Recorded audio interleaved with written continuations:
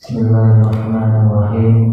Wa bihi qala wa an ati Musa radhiyallahu anhu qala Rasulullah sallallahu alaihi wasallam inna min fitnatillahi ta'ala iqra'na bi hajjatil muslimi wa hafidhil qur'ani wa ilal qadimin wal jami anhu wa iqra'na bis sultanil muqsiti hadithun hasanun rawahu Abu Dawud. Dari sahabat Nabi Musa radhiyallahu anhu berkata, bersabda Rasulullah sallallahu alaihi wasallam, inna min ijlalillahi ta'ala, inna sesungguhnya min ijlalillahi ta'ala, dari sebagian mengagungkan Allah Ta'ala, ikrama dzisyaibatil muslimi, ikrama mengagungkan atau menghormati dzisyaibatil muslimi, yang punya uban. Dzisyaibah artinya yang punya uban, maksudnya orang tua. Al muslimi, yang muslim. Wa hamilil qur'ani, dan penghafal Al-Quran atau pembaca Al-Quran.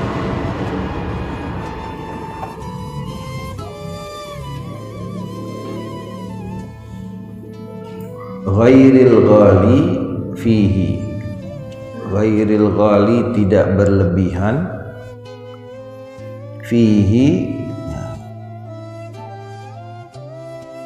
al-ghali maksudnya orangnya, ya. Ghairil ghali, bukan orang yang berlebihan, fihi di dalam Al-Quran. Wal jafi, dan orang yang jauh, anhu dari Quran. Wa ikrama dzis sultanil muqsiti, wa ikrama dan menghormati dzis sultani, ya, penguasa. Makna harafiahnya pemilik kekuasaan, penguasa atau sultan, al-muqsiti, yang adil. Hadithun hasanun, hadis hasan, rawahu Abu Dawud, meriwayatkannya hadis siapa? Abu Dawud, Imam Abu Dawud radhiyallahu anhu. Jadi kata Nabi, ya, termasuk di dalam mengagungkan Allah Ta'ala, di antara kewajiban kita sebagai hamba adalah mengagungkan Allah Ta'ala. Ijlal, ya, dari kata-kata jalal, ya, mengagungkan. Karena Allah itu Al-Jalil, Maha Agung.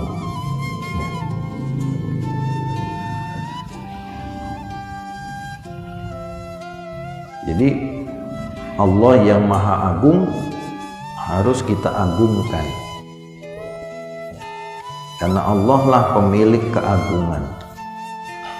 Sedangkan kita hamba, makhluk, adalah makhluk yang lemah, ya, yang kecil, lemah. Maka kita mengagungkan Allah Subhanahu wa Ta'ala. Jadi wajib kita mengagungkan Allah Ta'ala. Dalam bentuk apa mengagungkan Allah Ta'ala. Bentuknya diantaranya, kata-kata min ditabair, ya, artinya sebagian, bukan semuanya. Sebagian daripada mengagungkan Allah Ta'ala itu satu, ikroma. Kenapa ikroma? Karena isim inna. Min ijlalillah itu khobar inna. Ikroma dzisyaibatil muslimi, yaitu memuliakan, ya, orang tua yang udah beruban, artinya udah cukup umur, ya, cukup umur. Udah tua belum orang kalau udah ubanan? Tua, ya, walaupun sekarang banyak anak muda masih muda udah ubanan juga, ya, karena macam-macam faktornya. Ya, memuliakan orang tua yang muslim, yang Islam, ya.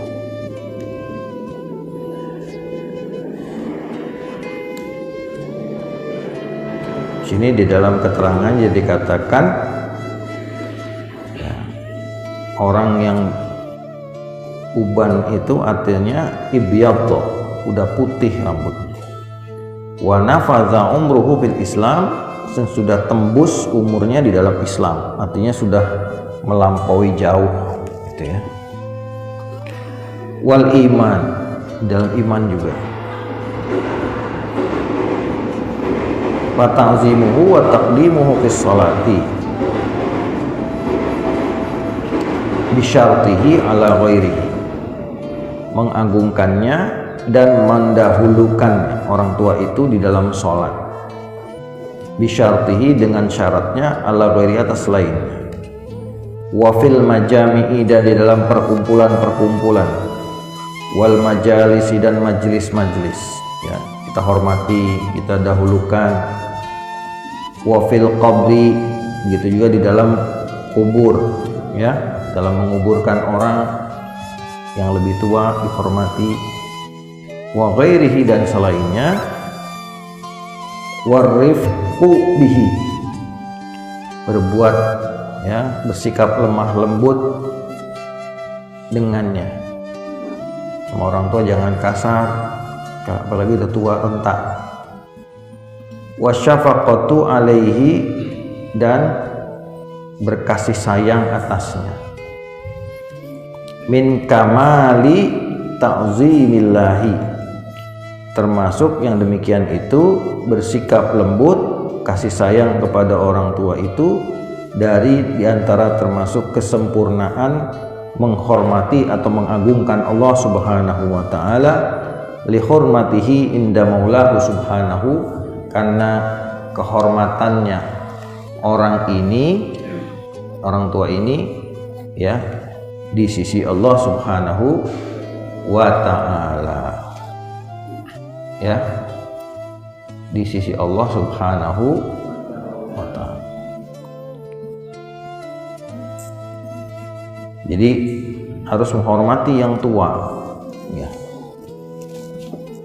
Jangan sama orang tua itu seperti sama-sama anak muda, ya. Kalau ngomong nggak ada sopannya, ya, main tepok-tepok aja pundaknya, ya. Apa kabar, Kong? Kangkong, ya.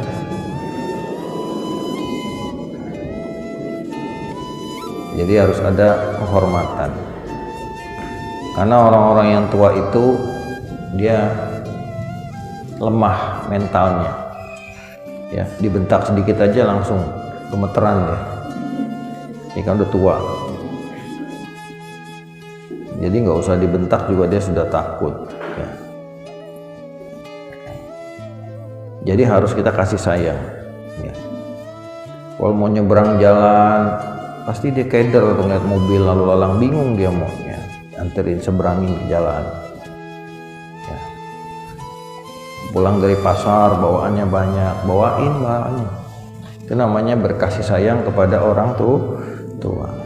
Nah, kalau kita mengagungkan, menghormati orang tua sama dengan mengagungkan Allah Subhanahu wa ta'ala. Kira-kira begitu. Wa hamilil Qur'ani. Begitu juga menghormati orang yang punya di dalam dirinya ada Al-Qur'an.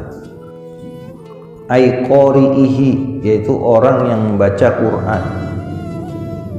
Ya, bukan hanya membaca, summiya hamilan lima tahmilu, ya, lima tahammala fi hifzihi minad darsi.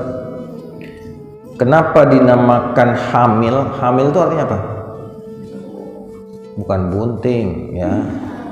Iya, orang bunting memang namanya hamil, tapi suku hamil itu dari hamalah, ya. Apa artinya? Membawa. Hamilul Quran karena dia memikul, menghafal Quran. Belajar Quran, dihafal kayak dipikul. Wal masyaqqati fi tafahumihi. Kesulitan di dalam memahami Quran. Menghafalnya susah, memahaminya susah. Bukan susah, artinya perlu perjuangan. Wal amali bi ahkamihi, ya, mengamalkan hukum-hukumnya di dalam Al-Quran. Itu seperti orang yang memikul Al-Quran.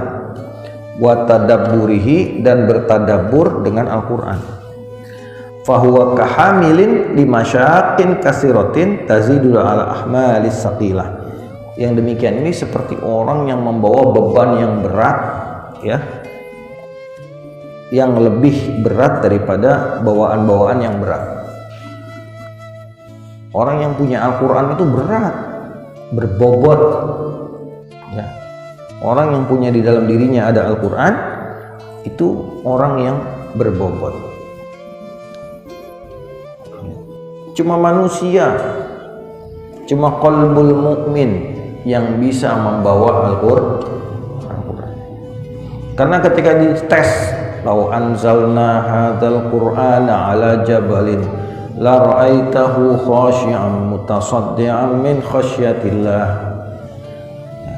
Kalau jika kami turunkan Al-Quran itu di atas satu gunung, maka kau akan lihat gunung itu tunduk, hancur, lebur, gak kuat mikul Al-Quran. Min khasyatillah, karena takut kepada Allah Subhanahu. Gunung itu gak kuat. Jadi gunung saja dibebani Quran nggak kuat, padahal gunung begitu kokohnya. Nah, seorang mukmin bisa membawa Al-Quran di dalam qalbunya. Berarti orang mukmin itu lebih hebat dari gunung. Ya, karena gunung saja nggak kuat. Maka wajib memuliakan orang yang ada Al-Quran di dalamnya. Karena nggak main-main orang yang bisa membawa Al-Quran. Tapi bukan cuma ngapal. Ya, sekarang ini kan orang getolnya ngapal terus, tahfiz. Tapi dipelajari isinya enggak. Hukum-hukum tajwidnya enggak. Ya. Makhorijnya banyak salah. Apalagi tahsinnya, merdu suaranya. Ya, jauh banget itu. Mungkin merdunya dapat, tajwidnya dapat, makhorijnya dapat, tapi nggak paham makna Qur'annya. Ya, mungkin paham juga makna Qur'annya, tapi nggak diamalkan isinya. Ya, kalau nggak paham bagaimana mau mengamalkan? Quran jadi cuma seperti lagu-lagu doang. Ya, memang dapat pahala baca Quran. Hanya baca saja, dapat pahala.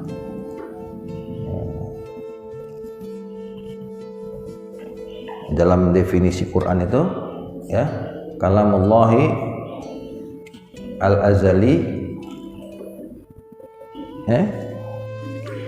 al-muta'abbad bitilawatihi. Sekedar membaca aja dan menjadi ibadah. Jadi Quran itu membacanya saja jadi ibadah. Tapi tidak cukup membaca saja. Maka ada namanya tilawah, ada namanya qiraah. Ya, kalau tilawah baca, hanya baca. Kalau qiraah membaca dengan memahami. Itu namanya qiraah. Jadi menghamalkan ilmu hukum-hukum di dalam Al-Quran, bagaimana hukum tentang ini, bagaimana itu diamalkan, dipraktekkan semua. Bagaimana perintah tentang adab ya kepada orang tua, kepada diperjalankan. Semua yang ada di Quran diamalkan. Yang memang terkait dengan perintah. Gitu. Batadabburihi, bertadabbur juga dengan Al-Quran, yaitu kisah-kisah, sejarah-sejarah, peringatan-peringatan, ditadabburkan kepada diri kita sendiri. Apa yang bisa kita petik pelajaran dari itu? Ya, itu yang orang namanya hamilul Quran seperti itu. Ia hafal, ia paham, ia mengamalkan, ia tadabbur. Kayak gitu. Maka kalau orang begini, kita wajib menghormati. Wajib menghormati. Jadi kalau tahfiz bagus, tapi jangan berhenti jadi tahfiz terus jadi bangga-banggaan. Anak saya udah 15 juz. Anak saya udah 20 juz. Cuma buat bangga-banggaan orang tuanya doang. Kayak orang anak kecil belajar bahasa Inggris. Anak saya udah pintar bahasa Inggris. Anak saya udah pintar baca tulis. Buat apa dibangga-banggakan seperti itu? Quran itu adalah panduan hidup. Ya, hafal Quran saja sudah luar biasa, membaca saja sudah luar biasa, apalagi harus dihafalkan. Karena salah satu cara Allah menjaga Al-Quran ini tidak punah sampai hari kiamat adalah dengan para penghafal Al-Quran. Inna nahnu nazzalna dzikra wa inna lahu lahafizun. Ya, kami yang menurunkan Al-Quran dan kami yang akan menjaga. Yang menjaga Al-Quran itu Allah, bukan manusia. Ya, manusia nggak usah kegeeran ikut mau jaga-jagain Quran, nggak usah. Kita cukup membaca, menghafalkan. Allah yang jaga. Ya, jangan kegeeran seakan-akan kalau nggak ada kita Islam nggak ada yang perjuangin. Ya, siapa lu? Ya, kayaknya pejuang Islam cuma lu doang. Kan orang sekarang banyak model begitu kan, sampai berani-berani gitu mendikte Allah, padahal urusannya cuma soal pilpres doang. Kalau kami kalah, engkau tidak akan disembah ya Allah. Kok memastikan engkau tidak akan disembah kalau kami kalah? Itu gimana maksudnya? Emang yang jagain agama ini cuma kamu doang? Ya, itu kesombongan terselubung namanya. Allah menjaga Al-Quran ini udah jaminan Allah, nggak usah manusia sok-sokan jagain, Allah udah jagain. Melalui salah satunya dengan apa? Para penghafal. Ya.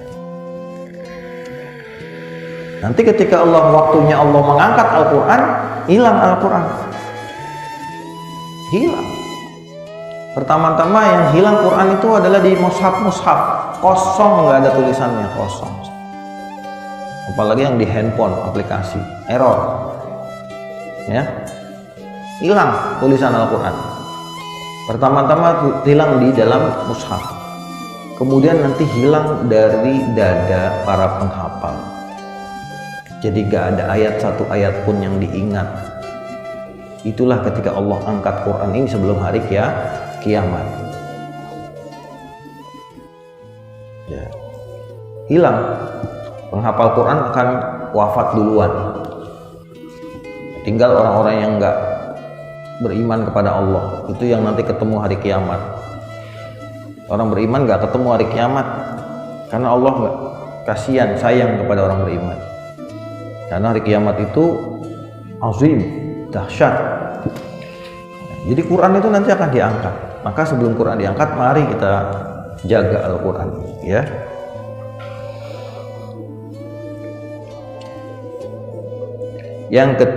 Nah, di sini dikasih keterangan Orang yang hamil Quran itu ghairil ghali, ya, bukan orang yang berlebih-lebihan. Ya. Orang yang berlebih-lebihan dalam Al-Quran itu al-mutajawizil hadda fit tasyaddud, melampaui batas di dalam tasyaddud. Tasyaddud itu mengeraskan diri, ya, keras atau ekstrim. Wal amali bihi, begitu juga dalam mengamalkan, melampaui batas, ya, terlalu ekstrim. Jadi ibadah itu nggak boleh ekstrim juga, karena ibadah yang ekstrim itu bukan untuk semua orang. Jadi berlebihan membaca Al-Quran, ya, berlebihan mengamalkan Al-Quran. Nah, kalau levelnya ulama boleh. Imam Syafi'i setiap hari fi kulli yaumin khatmatun wahidah. Satu hari itu satu kali khatam. Satu hari. Imam Ahmad bin Hanbal 7 hari sekali. Imam Abu Hanifah 1 hari 2 kali khatam. Siang sekali, malam sekali. Tapi kalau Imam Syafi'i bulan Ramadan, ya, selama Ramadan 60 kali khatam. Berarti sehari 2 kali. Ini boleh kalau levelnya beliau-beliau. Kenapa? Kullun fi sholatil fardhi, ya. Semuanya oleh Imam Syafi'i Quran itu dibaca di dalam sholat. Sholat sunnah, sholat fardu dibacakan Quran itu khatam. Sehari sekali khatam, 30 juz. Ya. Bahkan Sayyidina Utsman bin Affan, ya, dalam sebuah riwayat, wakana Utsman radhiyallahu anhu yahtatimul Qur'ana fi raq'ataini min sholatihi. Sayyidina Utsman bin Affan menghatamkan Quran dalam sholat sunnah 2 rakaat. Di 1 rakaat 15 juz, 1 rakaat 15 juz. Nggak tahu cepatnya kayak apa itu. Ya. Yang jelas sudah nggak kepleset lagi bacanya kalau udah cepat begitu.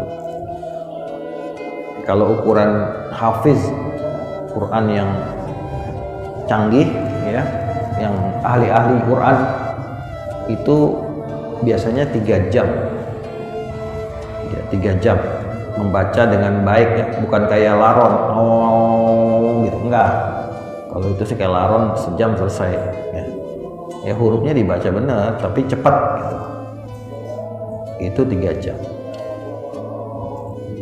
Di Sayyidina Utsman itu diriwayatkan sholat sunnah 2 rakaat khatam Quran, atau tahajud atau apa nggak dijelaskan, ya. 2 rakaat. Dan beliau-beliau itu punya barokatul waktu, ya. Barokatul waktu itu waktu yang berkah. Jadi bisa melakukan sebanyak itu dalam waktu yang singkat, ya. Nah, kalau beliau-beliau ini bukan berlebihan. Jadi kalau kita kadang-kadang berlebihan, baca Quran terus dari pagi sampai malam, ya, padahal dia punya anak istri, harus kerja cari nafkah. Enggak, saya mau membaca Quran, ya kan? Ini perintah Allah. Ya, berlebihan. Anda perlu cari nafkah, Anda perlu membiayai anak istri, tapi baca Quran terus. Nah, ini namanya baca Qurannya berlebihan. Dan di sini al-ghali di sini maknanya tatabbu'i ma khafiya minhu. Mencari-cari apa yang tersembunyi dari Al-Qur'an. Diuber-uber. Tahu diuber-uber, dikejar-kejar, dicari-cari. Itu apa sih maknanya? Wah, pokoknya yang di luar kemampuan dia dikejar-kejar, diuber-uber. Alif lam mim itu apa maksudnya? Dipikirin gitu. Ya, nggak nyampe. Cukup baca kitab tafsir, ikutin saja pendapat para ulama yang ada. Ada yang mengatakan alif lam mim maknanya begini, alif lam mim maknanya begini, ada yang alif lam mim ismun min asma'illah, salah satu namanya Allah, macam-macam. Itu aja, gak usah dipikir-pikirin, direnung-renungi, itu hanya menghayal sendiri. Ya. Mengikuti apa yang tersembunyi dari Al-Qur'an. Ya, cerita tentang apa misalnya di dalam Quran, dicari siapa sih namanya orang ini, nggak perlu, ya, nggak ada kewajiban kita mencari siapa namanya si fulan. Kalau nggak disebut ya berarti nggak perlu dihafal, ya kan? Karena yang penting adalah kejadiannya, kisahnya, bukan nama orangnya. Kemudian yang berikutnya, ma khafiya washtabaha alaihi min ma'anihi. Begitu juga yang mirip-mirip maknanya atau yang samar-samar maknanya. Kalau bilang istilah mutasyabihat, ayat-ayat mutasyabihat. Ar-Rahman wa 'alal 'arsy istawa. Apa artinya istawa? Yadullahi fawqa aydihim. Apa artinya? Tangan Allah di atas tangan mereka. Ya, kullu man 'alaiha fan wa yabqa wajhu rabbika dzul jalali wal ikram. Semua yang ada di atas dunia itu akan sirna dan hanya kekal wajahnya Allah. Ini kan mutasyabihat. Oh, at-ta'wili. Orang yang di hatinya ada zaid, ada penyimpangan, ya, maka mereka akan mengikuti ma tasyabaha minhu, mutasyabihat di dalam Quran. Senang dia ngotak-atik itu mutasyabihat. Bukan berdasarkan ilmu, tapi otak-atik.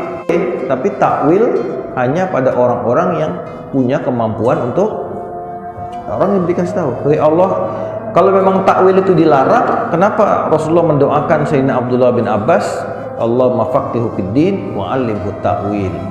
Ya Allah, perdalamlah Ibnu Abbas ini, waktu itu masih kecil, umur masih belasan tahun, didoain oleh Rasulullah, ya, karena sepupunya Rasulullah.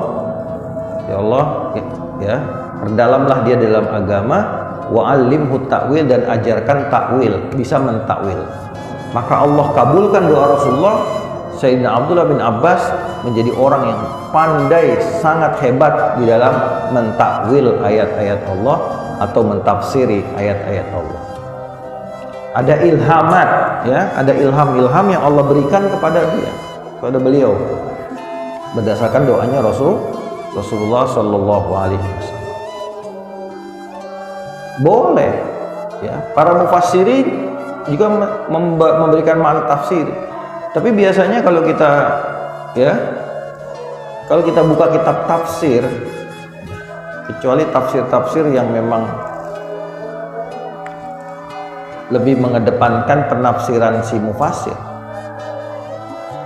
tafsir yang terbaik itu biriwayah. Jadi mengutip seperti tafsir At-Tabari, tafsir Al-Qurtubi, ya, Ad-Durrul Mansur punya Imam Jalaluddin As-Suyuti. Kemudian Ibnu Katsir, ya, itu meriwayatkan berdasarkan hadis-hadis. Jadi bukan mereka sendiri yang bilang ayatnya mananya, ini bukan. Nanti ada lagi tafsir falsafi, ya, seperti Ar-Razi dan sebagainya. Itu boleh kalau punya kapasitas kemampuan di dalam. Tapi kalau takwil-takwilnya sembarangan, itu yang man tafassara al-Qur'ana bi ra'yihi falyatabawwa maq'adahu minan nar. Barang siapa yang menafsirkan Quran, ya, dengan ra'yinya, dengan pandangannya, pendapatnya sendiri tanpa dasar ilmu, maka siap-siap ngambil kapling di neraka. Itu termasuk al-ghali fihi, orang yang berlebihan di dalam Al-Qur'an. Tapi juga bukan orang yang al-jafi anhu, ya, al-jafi anhu. Tadi termasuk di dalam al-ghali, orang yang berlebihan itu juga orang yang bacanya itu berlebih-lebihan, ya. Ada seorang qori terkenal itu dikritik oleh para ulama karena membaca ayat-ayat itu, karena lagunya yang indah, kadang-kadang melebihi mat-mat yang seharusnya. Harusnya cuma 6 harokat, ini jadi 100 harokat. Bismillahirrahmanirrahim. Itu kan kebanyakan itu. Ya kan? Sampai himnya itu bisa ditinggal tidur dulu, tinggal ngopi baru ketemu. Ya, boleh. Itu namanya al-ghali fihi, ya. Itu tadi. Wa ijawizu hududa qiraatihi. Melampaui batasan bacaannya. Enggak boleh. Udah hukum-hukum itu udah dipaskan apa? Quran itu diajarkan secara talaqi, ya. Dari malaikat Jibril ke Rasulullah, Rasulullah ke sahabat, sahabat ke tabi'in, itu sudah turun-temurun bersanad baca Quran itu. Tiba-tiba langsung ya begitu. Boleh nggak baca Quran pakai langgam Jawa? Kayak dulu pernah rame di istana itu, ya. Qori'nya baca Quran pakai langgam atau orang Sunda baca Quran, iyyaka na'budu wa iyyaka nasta'in. Lagunya Manuk Dadali, ya. Atau baca Quran Jawa kayak lagu lir-ilir gitu, kayak apa, Sindet Jawa gitu kan.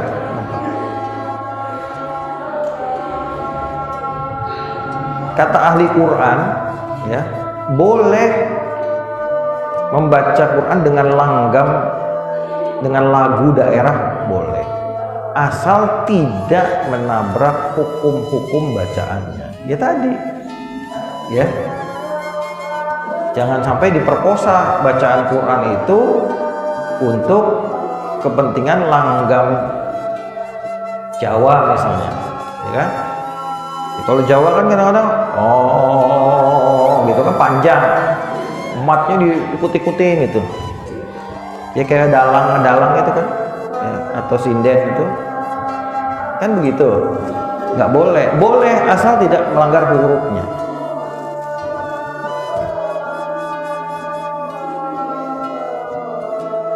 Ya. Ya, sekarang kan banyak yang modelnya itu, ya.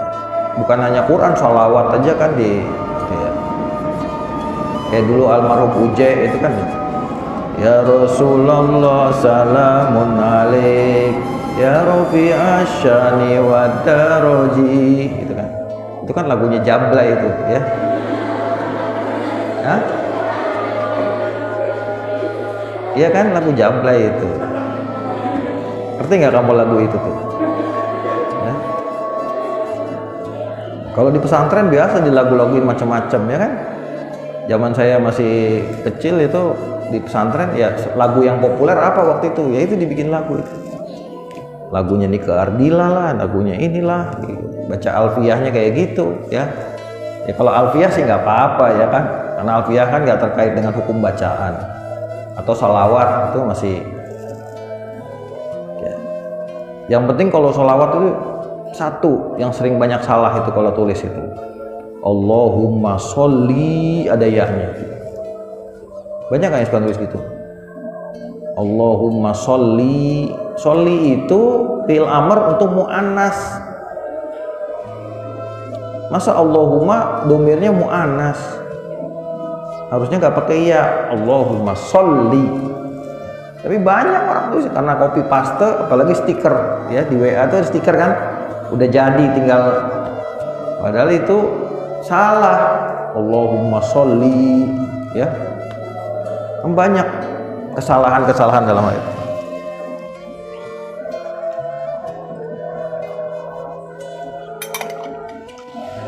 Banyak kesalahan, bahkan dilakukan oleh orang-orang yang katanya ngerti.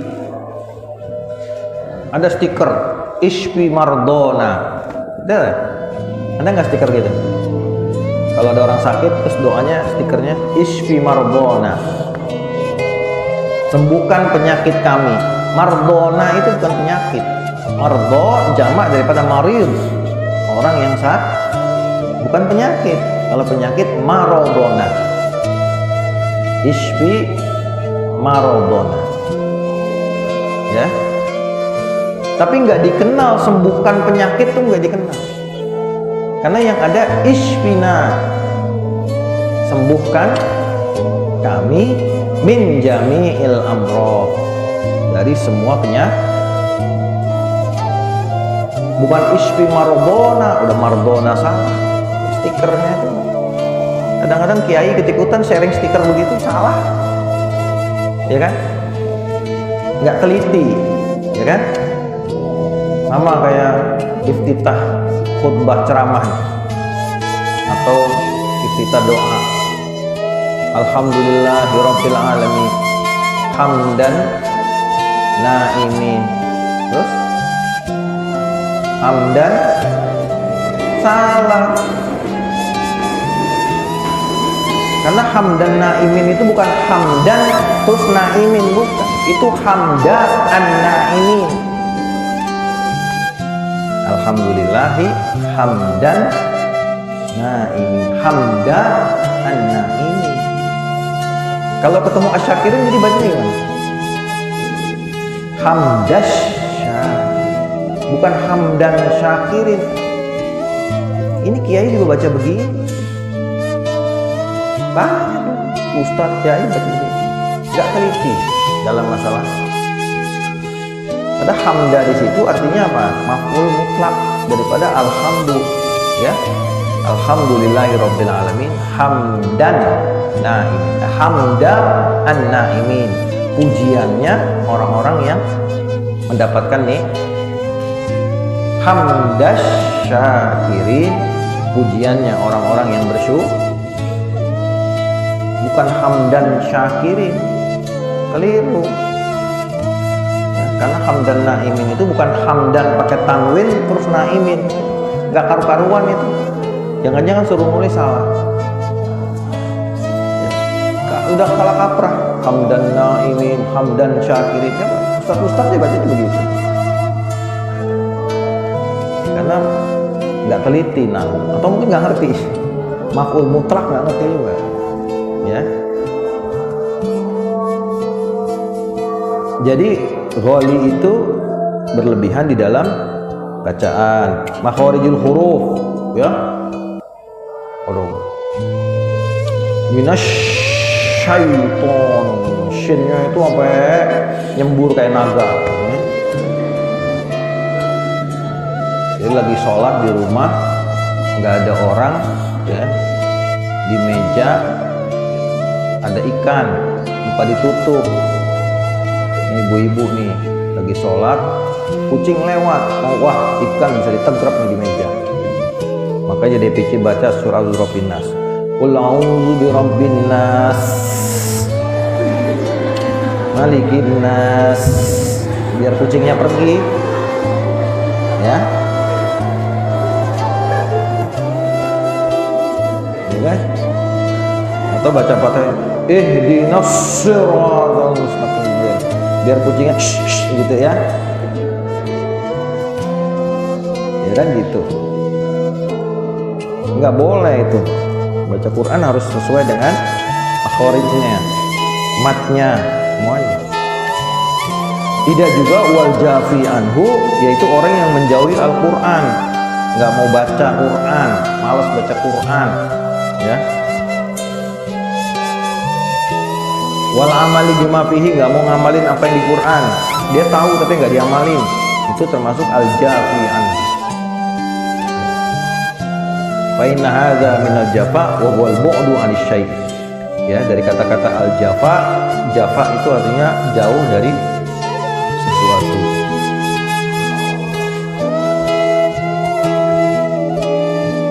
Dikatakan yang demikian itu karena yang diharapkan itu adalah al-qasdu fil amri, sedang-sedang dalam urusan, nggak lebih nggak kurang, lebih nggak bagus, kurang juga tidak bagus.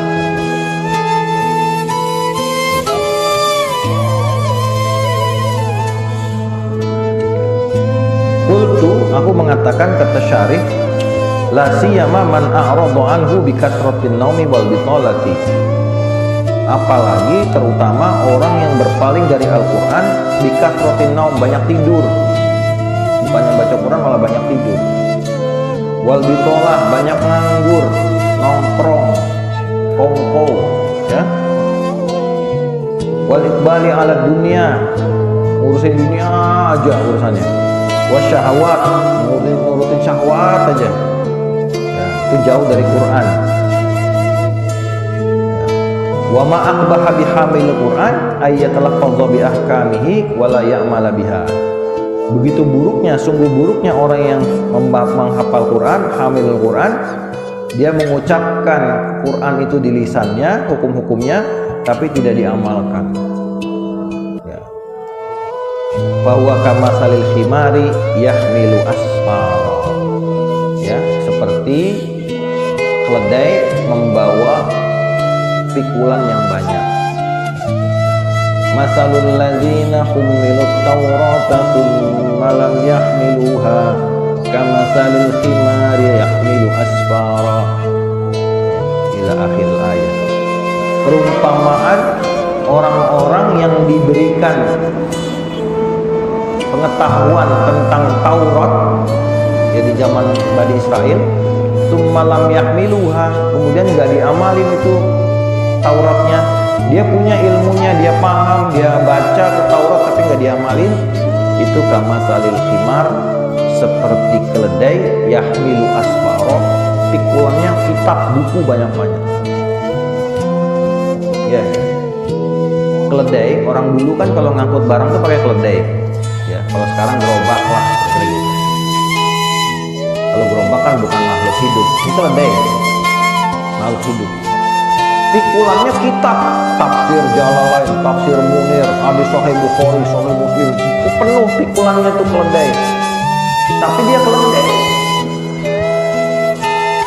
Orang yang diberikan ilmu agama tidak diamalkan seperti keledai bawa kitab, gembolan kitab yang banyak. Dia tetap keledai, dia tetap bodoh, dia tetap tersesat. Kenapa? Karena nggak diamalin apa yang dia punya. Allah memperumpamakan seperti keledai, yahmilu asfar. Nah, yang ketiga, wa ikrama sultanil muqsiti, menghormati penguasa yang adil. Ya, penguasa yang adil ini, ya, adalah orang yang dikirimkan oleh Allah Subhanahu wa taala kepada manusia, khususnya rakyatnya, untuk membawa kebaikan dan kesejahteraan. Pemimpin yang adil, ya, itu langka tidak? Kalau pemimpin yang hebat banyak, pemimpin yang kaya banyak, pemimpin yang pintar pidato banyak, pemimpin yang gagah-gagahan banyak. Tapi nyari pemimpin yang adil susahnya minta ampun. Kenapa? Karena kekuasaan itu cenderung membawa kepada kezaliman. Dimana dia nggak mau zalim kalau omongannya jadi perintah yang harus ditaati, kehendaknya harus dituruti. Maka orang yang berada di kekuasaan itu lupa diri. Ya, sampai ada bahasa kalau sudah duduk di kursi kekuasaan jadi lupa berdiri karena saking enaknya duduk. Kalau sudah duduk lupa berdiri. Ini karena sultan banyakan yang adil apa yang nggak adil? Nggak adil yang banyak. Cari yang adil itu jarang. Penggambaran pemimpin yang adil, ya tentu saja Rasulullah Shallallahu Alaihi, para khulafaur rasyidin, pemimpin yang adil. Para Nabiullah, Nabi Daud, Nabi Sulaiman, itu raja yang adil. Ya, kemudian di era sahabat, ada generasi tabi'in, kita kenal namanya Khalifah Umar bin Abdul Aziz. Zaman Khalifah Umar bin Abdul Aziz, ya, sampai kebingungan mau bagi baitul mal, bagi uang ke rakyat. Kenapa? Rakyat udah kaya makmur semuanya. Ya, sampai diceritakan di zaman itu, ya, yang namanya hewan-hewan tidak saling bunuh-membunuh. Kenapa? Saking kenyangnya semua. Coba, bukan hanya manusia, hewan saja merasakan keadilan. Yang namanya Khalifah Umar bin Abdul Aziz. Tapi beliau nggak lama, karena politik itu begitu kotor dan beliau orang bersih. Biasa resikonya orang bersih di tempat kotor, tidak disukai banyak orang. Khalifah Umar bin Abdul Aziz tidak mengambil fasilitas jabatannya sama sekali. Dia tetap naik keledai, ya, yang sangat murah. Padahal beliau punya fasilitas kuda atau tunggangan yang onta yang bagus. Beliau enggak, udah saingannya. Bahkan harta beliau habis ketika jadi khalifah. Sebelum menjadi khalifah beliau kaya raya. Kenapa? Banyak uang pribadi beliau untuk membantu rakyatnya. Ini pemimpin yang adil. Kalau pemimpin kebanyakan apa? Sebelum jadi pemimpin enggak kaya, setelah jadi pemimpin sangat kaya. Ya kan? Maka orang berebut mau jadi pemimpin. Kenapa? Kalau udah jadi pemimpin bisa kaya belum jadi pemimpin nggak kaya, biasa-biasa aja. Tapi setelah jadi pemimpin, wah, ya kan, kaya raya. Ya ceritanya panjang lebar lah soal begitu. Yang jelas, ya menjadi pemimpin yang adil itu tidak mudah. Ya. Ciri-ciri pemimpin yang adil, ya, gampang lihatnya. Kalau keluarganya nggak seneng sama dia, keluarganya nggak senang sama dia, ya, keluarganya dia nggak senang. Kenapa? Nggak bisa manfaatin jabatan saudaranya yang jadi penguasa. Ya kan? Saudaranya raja, tapi nggak bisa ngobjek, nggak bisa jual nama raja. Ya tetap aja hidupnya susah. Kata dia, percuma punya saudara raja juga. Ya kan, tetap aja saudara pejabat juga gue miskin-miskin juga. Maunya kita kan punya saudara pejabat, kita ikut nikmatin dong. Wong pejabatnya aja hidupnya sederhana, dia mau poya-poya. Dan banyak ya orang-orang yang menjabat itu rusak gara-gara saudara-saudara orang-orang sekitarnya dia. Bener, banyak. Orangnya baik, orangnya jujur, tapi orang-orang sekitarnya dia, waduh, serakahnya, apanya dikuasain, ini semua dikuasain. Akhirnya terjerat hukum, ya si pejabat itu juga kena akhirnya. Ya, ada beberapa cerita lah orang-orang yang pernah terkait dengan korupsi dan sebagainya. Orangnya tidak mungkin korupsi, tapi ya kita dengar dari itu kanan kirinya, sekitarnya, wah, proyek sana, proyek sini, wah, gelap mata. Nah, dia nggak menghentikan itu, ya. Makanya kalau pemimpin yang tegas, adil, keluarganya, saudaranya pasti akan menjerit-jerit. Sayyidina Umar bin Khattab, ya, punya anak namanya Abdurrahman, ya. Ya, Abdullah bin Umar.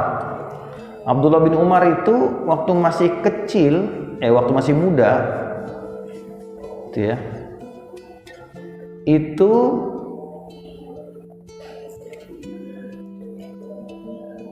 pengen diolok-olok sama teman-temannya. Kamu punya baju, katanya anaknya khalifah, kok bajunya jelek amat. Teman-temannya sendiri bajunya lebih bagus, yang bukan anaknya khalifah. Anaknya Sayyidina Umar bajunya malah jelek. Akhirnya nangislah dia kepada Sayyidina Umar, bapaknya. Sayyidina Umar karena anaknya nangis gak tega, akhirnya Sayyidina Umar dengan sangat terpaksa kirim surat kepada bendahara negara. Boleh nggak saya pinjam uang? Pinjam? Ya kan Sayyidina Umar kan dapat gaji. Boleh nggak saya pinjam uang? Nanti kalau gaji saya cair, saya bayar. bendaharanya ini orang soleh, ya, saya lupa namanya siapa, tidak disebutkan, diingatkan, ya Amirul Mukminin, apakah engkau yakin bisa membayar hutangmu? Bukan soal nilai gajimu pasti terbayar, tapi apakah engkau yakin umurmu sampai di bulan depan sehingga kau bisa terima gaji dan bisa bayar hutang? Ditanya gitu Sayyidina Umar ketakutan. Akhirnya enggak jadi pinjam uang, ya, ngomong ke anaknya, sabar ya nak, enggak bisa beliin baju yang bagus. Anaknya khalifah, bajunya diledek sama teman-teman. Kalau sekarang kan anaknya pejabat, bajunya paling bagus, mobilnya paling bagus, rumahnya paling bagus. Ini kebalikannya. Nah, ini namanya pemimpin yang adil. Nah, yang begini ini, ya, Allah sangat cinta kepada pemimpinnya. Ketika mengatakan sab'atun yuzilluhumullahu fi zillihi yauma la zilla illa zilluh. 7 golongan yang dinaungi oleh Allah pada saat tidak ada naungan kecuali naungannya Allah pada hari kiamat. Di antaranya imamun adil, pemimpin yang adil. Dan pemimpin yang adil itu boleh kita cium tangan, ya, menghormati orang yang demikian. Kalau pemimpin yang adil, yang soleh, cium tangan, karena dia orang yang diridhoi oleh Allah Subhanahu wa ta'ala. Gitu, ya. Hadisun hasanun rawahu Abu Dawud wa an Amr bin Shu'aib an Abi an Jarir wallahu a'lam.